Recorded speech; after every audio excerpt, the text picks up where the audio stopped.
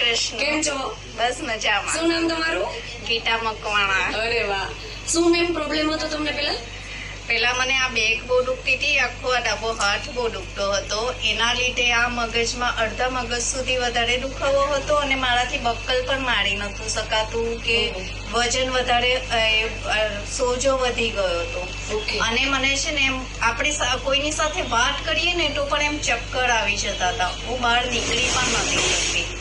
અત્યારે હું 6 મહિનાથી BCM લઉં છું. સવાર સાંજ 15 મિનિટો BCM લઉં છું. BCM ની થેરાપી લઉં છું. આ બ્રેસલેટ પહેર્યું છે એનાથી મને ડાબો હાથ જે દુખતો હતો એ મટી ગયો છે. હું દરેક બધું જ કામ અત્યારે કરી શકું છું. પહેલા તો એક કામ કરીને હું સૂઈ જતી હતી, 1 કલાક આરામ કરતી હતી, પછી મારાથી બીજું કામ થતું હતું. અત્યારે હું 4 વાગ્યાની ઉઠી જાઉં છું. 5 વાગે મારા ઘરે પૂજા થઈ જાય છે. સવારે 5:30 થી 6 વાગ્યા સુધી મારા બાળકોને હું સ્કૂલમાં મોકલી દઉં છું.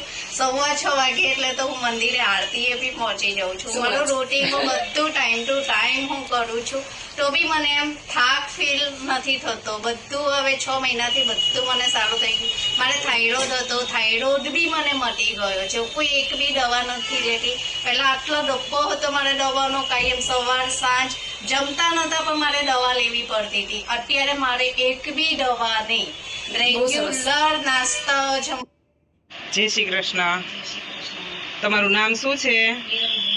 હિરલબેન. તમે આ મશીન વાપર્યું BCM નું, તો તમને કેવું લાગ્યું? મને આ મશીન વાપર્યું, મને સારું લાગ્યું. મને ડાયાબિટીસ છે, મને થાઇરોઇડ છે, મને શુગરમાં ફેર છે, મારું બોડીમાં 5 કિલો વજન જે ઉલટું છે એવું લાગે છે. મને હા, શુગરમાં ફેર છે. પહેલા ચક્કર આવતા હતા, હવે ચક્કર નથી આવતા. શુગર મારું 400-500 રહેતું હતું. કેટલો ટાઈમ છે થેરાપી લ્યો છો? 1 મહિનાથી દિવસમાં 3 વાર લઉં છું.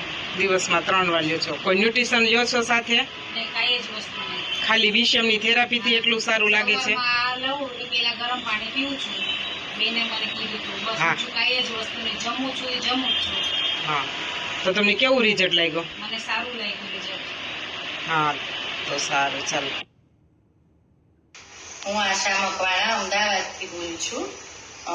મેં BCM મશીનની 1 મહિનાની ટ્રીટમેન્ટ લીધી છે. એના લીધે મારે વેરિકોઝની 15 થી 16 વર્ષથી પ્રેગ્નન્સી વખતની તકલીફ હતી અને શોલ્ડર પેઇન મારે મેજર વધી ગયું હતું. ડૉક્ટરે મને ઓપરેશનની સલાહ આપેલી અને મારાથી રોટલી નહોતી બનાતી, લોટ બાંધી નહોતી શકતી અને વેરિકોઝના લીધે હું ચાલી પણ નહોતી શકતી. 1 કલાકથી વધારે, મેક્સિમમ 1 કલાકથી વધારે ઊભું રહેવાનું કે ચાલવાનું આવે ને તો હું ચાલી નહોતી શકતી. આ મશીનની થેરાપીથી મારાથી 1 મહિનામાં જ હું ચોટીલા ડુંગર ચડી ગઈ.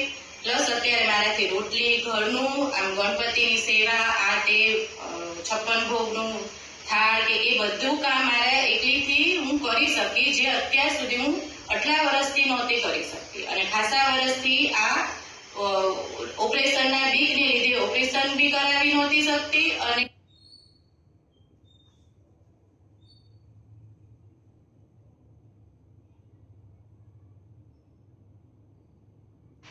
जय श्री कृष्ण.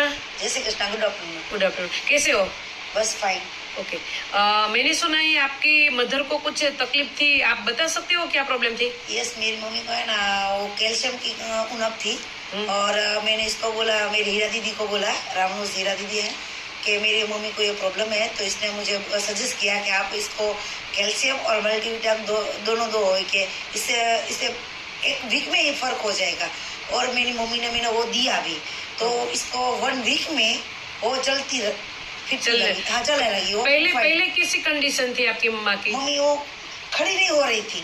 ओके. जहाँ बैठ हाँ, बैठ जाए ना तो उसको खड़े होने के लिए सपोर्ट की जरूरत है. और अभी सपोर्ट की जरूरत नहीं है, वो अपने आप ही खड़ी हो जाती है. क्या बात. हाँ, ओके. इतना अच्छा रिजल्ट है इसका, अब कैल्शियम और मल्टीविटामिन. घूम फिरने लगी अपने हाँ, आप. अपने आप वो घर का काम भी वो करने लगी है. क्या बात. हाँ, पहले बैठ जाते थे, खड़े हो नहीं नहीं, पाते. वो और सब- इसके लिए आपने ट्रीटमेंट की थी कुछ डॉक्टरों की? हाँ, डॉक्टर की ट्रीटमेंट की थी इसकी. वो सबने वैसे बोला था कि ये अभी आपकी एज हो गई है तो आपको माइंड से सपोर्ट कर लो बस माइंड में, कि आप नहीं कर पाओगी. मतलब ऐसे ही रहूंगे ऐसा बोलना हाँ, था ऐसा डॉक्टर का. बोला.